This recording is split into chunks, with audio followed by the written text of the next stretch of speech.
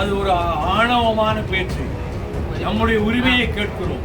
காவிரியிலே கண்ணீர் கேட்பது பிச்சை அல்ல, நம்முடைய உரிமை. அப்படி வருகிற பொழுது நமக்கு ஒரு சொட்டு தண்ணீர் மேட்டூருக்கு வராது.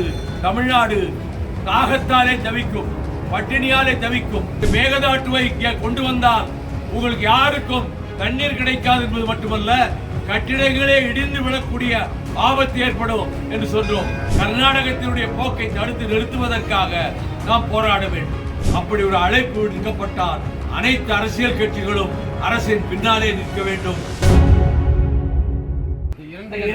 தேர்தல் முடிஞ்சதுக்கு அப்புறம் வாக்கு சதவீதம் அதிகரிச்சிருப்பதா தேர்தல் ஆணையம், அதாவது 11 நாளுக்கு அப்புறம் வாக்கு சதவீதம் அதிகரிச்சிருப்பதா சொல்றாங்க. அதுல பல சந்தேகங்களை எதிர்கட்சிகள் எழுப்புறாங்க.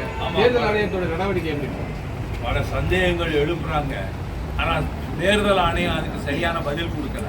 எதனால் இப்படி ஆட்சிங்கிற காரணத்தையே சொல்லல. தேர்தல் ஆணையம் நரேந்திர மோடியினுடைய ரப்பர் ஸ்டாம்பா இருக்கு, அதனால நியாயம் கிடைக்காது.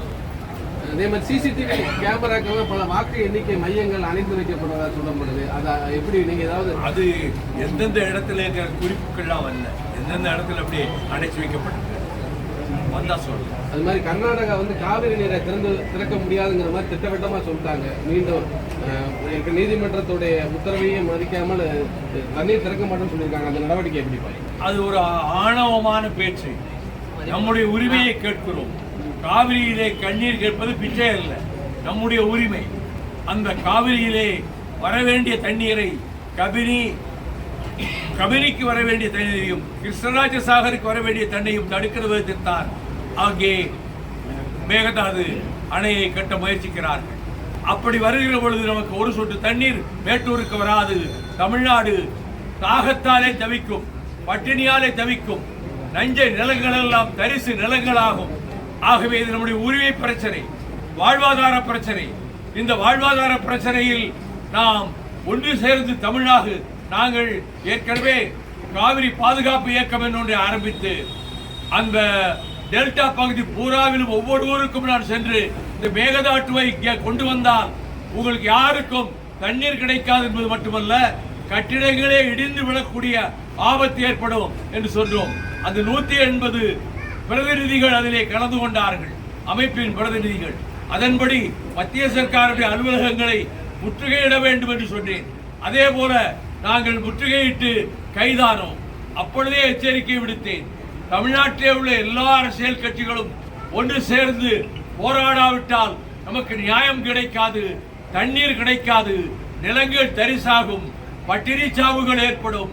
எத்தியோப்பியாவை போல இது ஒரு பட்டினி பிரதேசமாக மாறும்.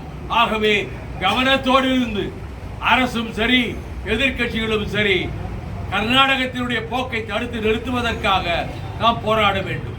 ஆனால் மத்திய சர்க்காருடைய அமைச்சர், முன்பிருந்த அமைச்சரும் சரி இப்பொழுது இருக்கிற அமைச்சரும் சரி, நீங்கள் கட்டிக்கொள்ளுங்கள் அணையை, நாங்கள் எதிர்ப்பது போல் எதிர்ப்போம், ஆனால் நாங்கள் எதிர்க்க மாட்டோம் என்று டிசம்பர் 14-15 அது 2012 ஒரு கூட்டம் போட்டு அதிலேயே சொன்னார்கள். நான் கிருஷ்ணகிரியிலே போய் 1000 தோழர்களோடு போய் ஆர்ப்பாட்டம் செய்தோம்.